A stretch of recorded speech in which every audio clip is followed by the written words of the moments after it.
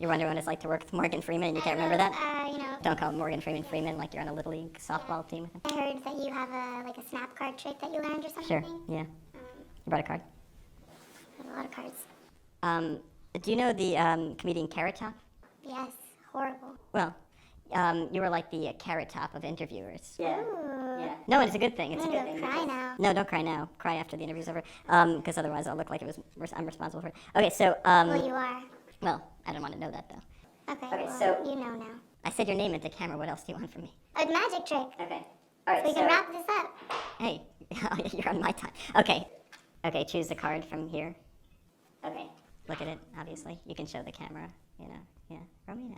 Hey guys, former San Francisco quarterback Colin Kaepernick here with another card trick tutorial. Another card trick. Here we go. If you like card tricks, you better subscribe. Honestly, I thought that was funnier than it actually was. So today I'm going to show you guys a crazy card trick you could do with any deck of cards. Look at this shit. Look at this shit. Imagine you get handed one of these and somebody tells you, hey, show me a card trick. Well, this is what you could do. This is something you could do with that. So here we're going to make the use of this chair and we're going to have the spectator touch any card they want. Let's say it's this one right here. Of course, I don't know that, but that card is lost and shuffled and mixed into the deck. And we tell the spectator while you're mixing the deck that when you were younger, your mother was very clever in that she used to play a game when you would request a piece of cake with one of your 18 siblings, where she would have a cake, one of the siblings would cut it, and the other one would pick it, so that no one sibling is cutting off a piece that's too big, because if he cuts it too big for himself, you know, it's not going to matter because the other sibling is going to pick which piece he eats. So I thought, hey, why don't we do this psychically? Why don't we do this game sort of psychically? So you, sir, do me a favor, and now the spectator goes ahead and they cut the deck into 6 or 7 piles, however many they want.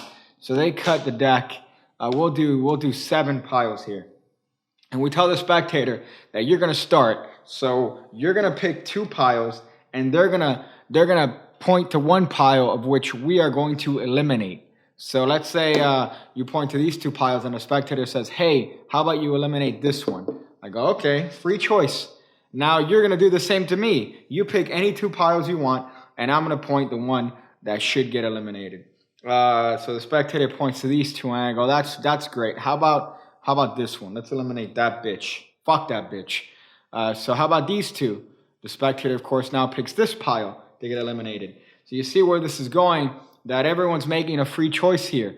I can't make the choice, and you can't make the choice. We both have to make the choice based on the actions that we are both participating in. So let's say I point to these. They take out whichever pile they want, and then now I point to these 2, or they point to these 2. I eliminate this pile, and now we're left with these 2 piles. So now the spectator is told that they're going to make the last decision here. They're going to do all the work. So they put one of these piles in your hand. So of course the spectator, let's say they put this pile in your hand. You go, that's great. So let's get rid of this shit. We don't need that. But let's be sure about this. This could have been any one of the piles. Had you picked differently, this could have been a different top card. As a matter of fact, it could have been the 4 of hearts. But instead, it's this card right here. Sir, what's the card that you're merely thinking of that you selected? Oh, that's what I thought. The 4 spades. Well, that proves that we have a connection. We should have sexual intercourse at this point, and then you mount them, and you proceed to inseminate them, and that's the trick. Accidental insemination. You want to know how it's done? This employs the clever use of a principle in magic and mentalism known as the PATEO force. PATEO. Pick any 2, eliminate 1. That's the name of the force. I'm going to have all the crediting in the description below. But you're going to make use of that principle when it comes to this card trick, because you're going to have it so that you eliminate piles in a way that you're always going to be left with the original top card as the selected pile. So how does that work? Well, here, we're having the spectator pick any card they want. In this case, it's the 9 of spades. That card gets controlled to the top in whatever way you want. My favorite way is inserting my pinky in there and then going, hujapa, and that's it. That's my favorite way.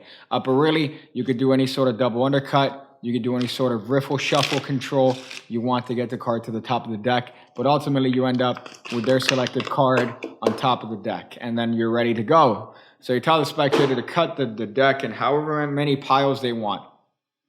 So they're going to cut the cards in however many piles they want. But what you're doing is that you're keeping track of the top pile, which I'm going to do by leaving that card face up. So you tell the spectator to cut any amount of cards under 6. So they're not cutting 52 piles onto the table.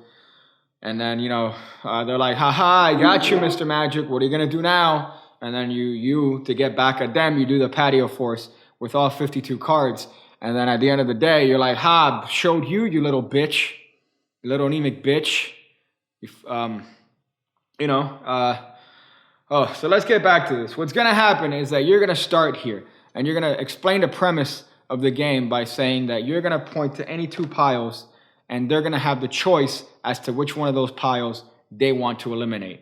So all you have to do for this game is avoid this pile. That's the secret. That's the method. You're avoiding the pile that's on top of the deck. That's all you're doing, because that's where the spectator's card is. So you point to any 2 piles they want that aren't this top pile, and you ask them to eliminate whichever pile they want. Let's say they want to eliminate this pile. That's good. That's good. Doesn't matter because it's not your top pile. So now you tell the spectator that you're going to give them the option to point to any 2 piles, and you're going to pick the one to eliminate.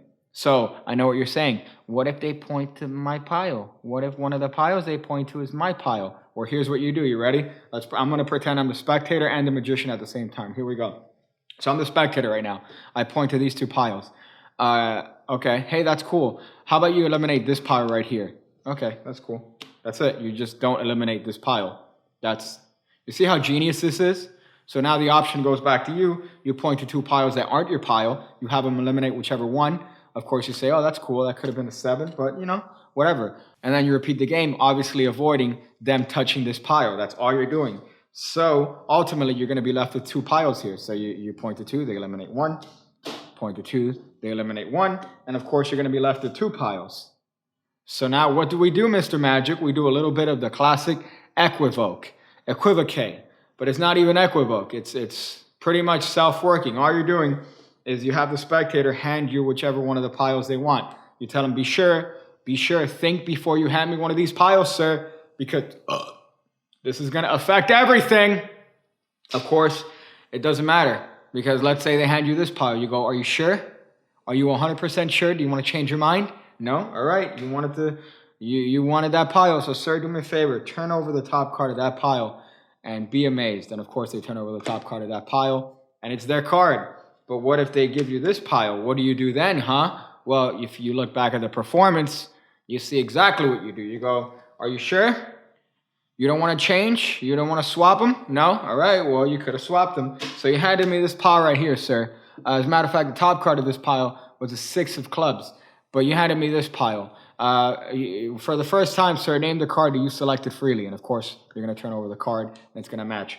So that's the PATEO force. That's the PATEO force. It's a great force. You could use it with these cards. It goes all the way back to the great Herbert. That's not true. But I'll definitely leave the history to this force in the description. It's just a cool way to do it with playing cards in a way that it doesn't matter the condition of the cards. You could use this piece of shit Las Vegas Hilton deck, and it's not going to matter because the condition doesn't matter. As long as you could get a card controlled to the top via whatever method you want, then guess what? You're ready to go. You're ready to go with this amazing trick. So thank you, guys. Make sure to do all the things that people do. I'm going to go figure out different ways to sit on a chair and not be nuts. See you again when I see you again. When I see you again. When I see you again. When I see you again. When I see you again.